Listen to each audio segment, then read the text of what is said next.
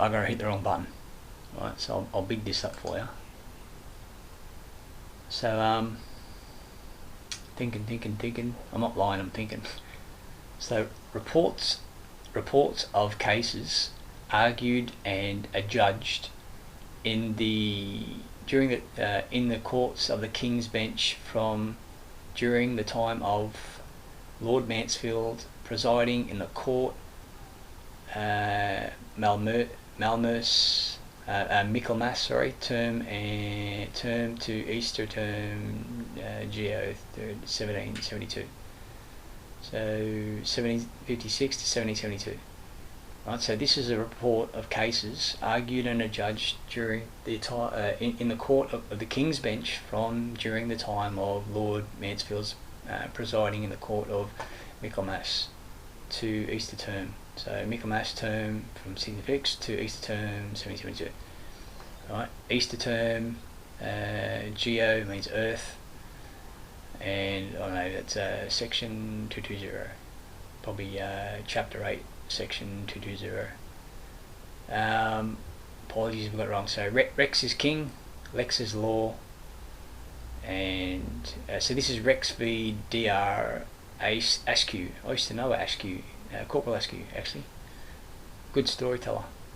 So king versus, so this is Roman. Yeah, there we go. So this is Roman. So King v. Askew and Associates, AL, who knows. So Mr. Justice Ashton. So this is a statement by Mr. Justice Ashton. Now Mrs. No, Terra's Earth, so he's not of Earth, right? Because he's an origine. He's not of Earth. He's an origine. Mr. So this is Justice Ashton.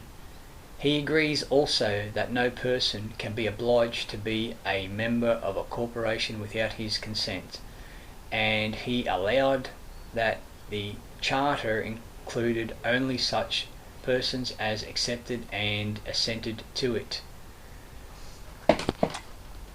You give the assent, you can terminate it. They are forcing you to contract. Right? They are not contracts, they are adhesion bonded bonds. Adhesion bonds are shackles, and that is slavery. Adhesion bonds is slavery. The license is an adhesion bond. It's not an adhesion contract. It's an adhesion against your will, and you're bonded against your will using something that you are not privy to. Slavery in every testament is only for 7 years. 7 years. Forgiveness of sins. They're trying to hang on to you. Right? The merchants, the Jews, the Judicature Act, they've let the Jews into Parliament. They're not supposed to be there. They're only supposed to be the money changers. They're supposed to work the banks, but they got into the executive and the legislative, and they created the judiciary instead of the courts. Right? So Mr. Justice Ashton in 1768, in Rex versus Dr. Askew and al., he agreed also that no person can be obliged to be a member of a corporation without his consent, and he allowed that the charter included only such persons as accepted as worthy and assented to it. Now, to it means you agreed to it, assented to it. Yeah. No person can be obliged to be a member of a corporation without his consent. Right. Now, this star here signifies corporation.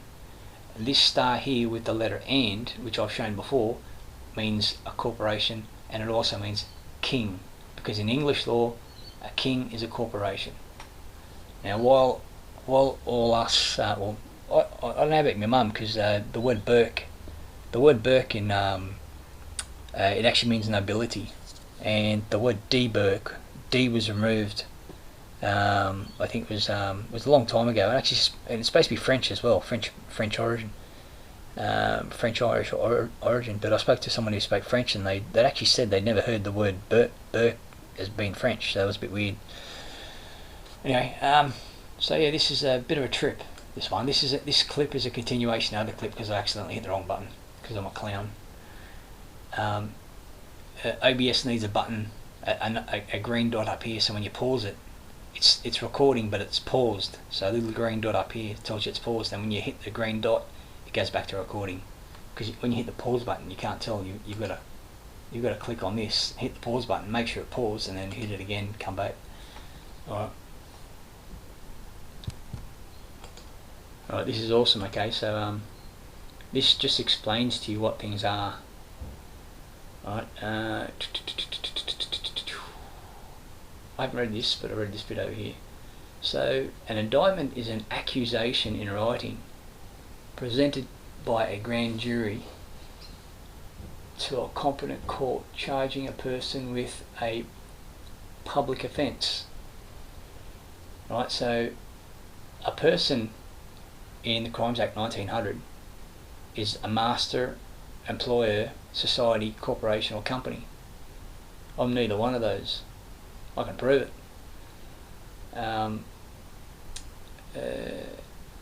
The information is the allegation in writing made to a magistrate that a person has been guilty of some designated public offence and is arrested. So we have a lot of problems here because a person is a fictitious entity. So how can you have a foundation in law based on fiction? Well, I'll tell you, you have facts, and a fact is a fictional act. Right? You will never find truth in fiction. I've shown you that on this as well. Yeah, unfortunately, this is the Captain Slappy on YouTube. The problem with the way he does the clips is it's very hard. There's so much information in one clip. A 4-minute clip I spent 2 hours on, and I still didn't get it all. But you can't kick the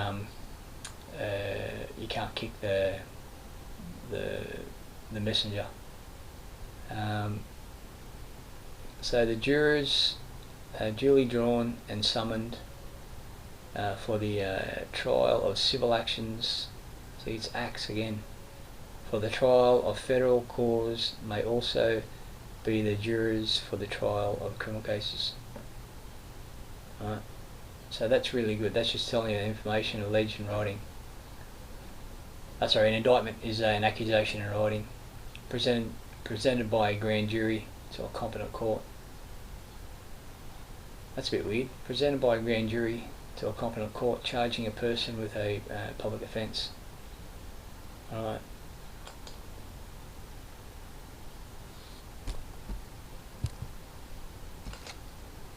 Okay, so this is really good, right? So this should give you an idea of meaning of something. Meaning of what property is. The ownership of a thing is the right of one or more persons to possess and use it to the exclusion of others. In this compilation, the thing of which there may be ownership is called property. Okay, the thing of which there may be ownership is called property. Alright, so if the catchword to ownership is if you own it, it means you owe a fealty. Right, because it's a trick. Right, OW. Oh, in there. Yeah, so OW. Oh, what's going on? Don't do that.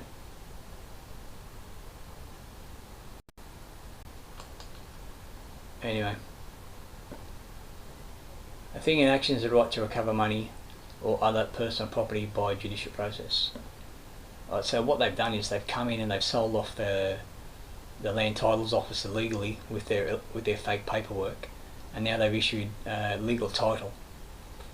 Right, and then they say, oh, after 3 years, if you don't pay your rates, because councils are illegal, right? If you don't pay your rates, then they come in and say there's a debt, and then they sell all your property. Right, and they don't care whether it's been, sold properly or anything. They just come in, sell it, and then end up fucking you over. And they create a controversy based on fiction, on fraud.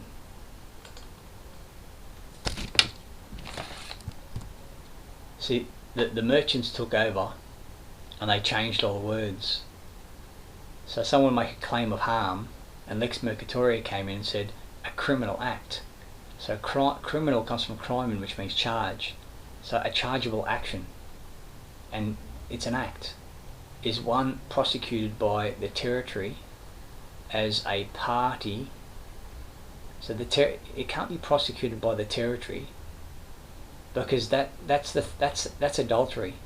An entity calling itself the territory, which is fiction based, is coming in and claiming that someone is incompetent, and then bringing a claim against this man on their behalf. They're not.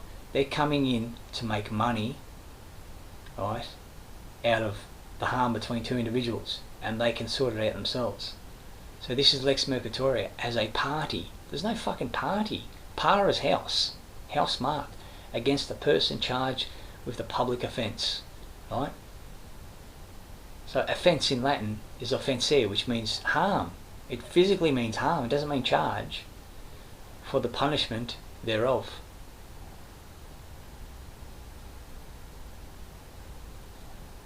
So here it says every other is a civil action.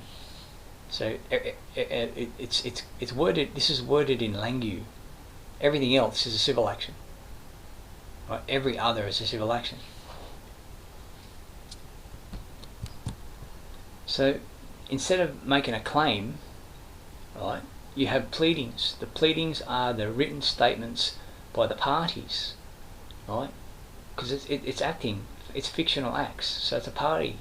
It's a play constituting their respective claims and defence. Wouldn't be the claims are the written statements. No, it's the pleadings. They've changed the language, right? A funny thing used to be, I used to watch, it's not a funny thing actually, it's a horrible thing.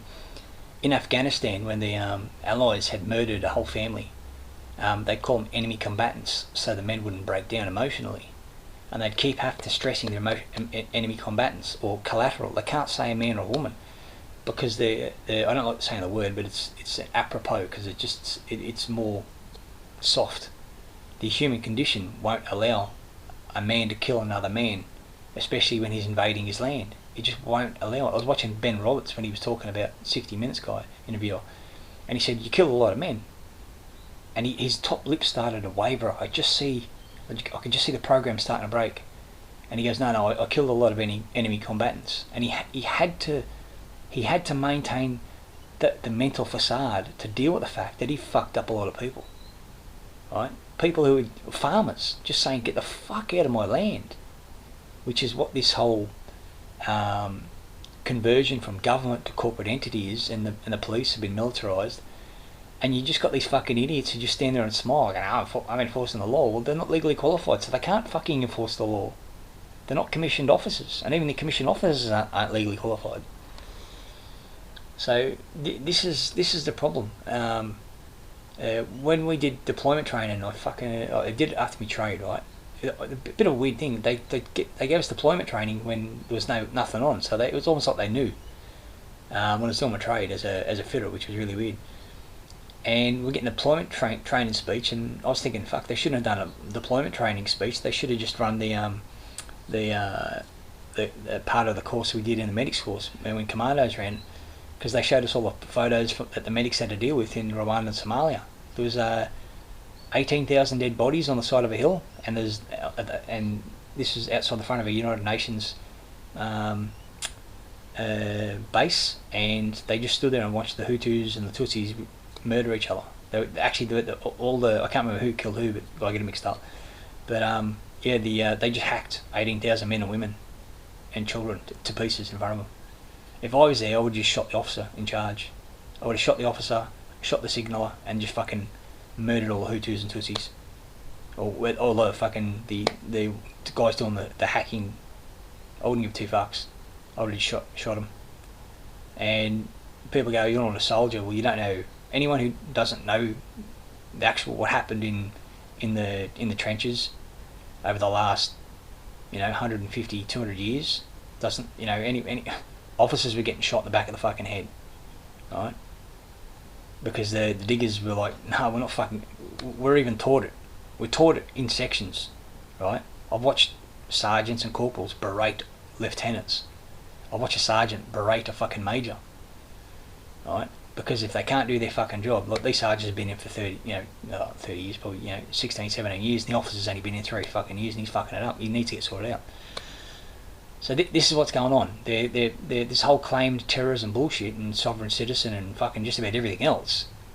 Climate denier is just basically, you've got the Jews have taken over the media, taken over the parliament. Anyone who's got a degree teaching in a tertiary position is going to lose their job if they open their fucking mouth. They're not allowed to speak. And the irony is, the people who are getting harmed are the cops just as much as the rest of us.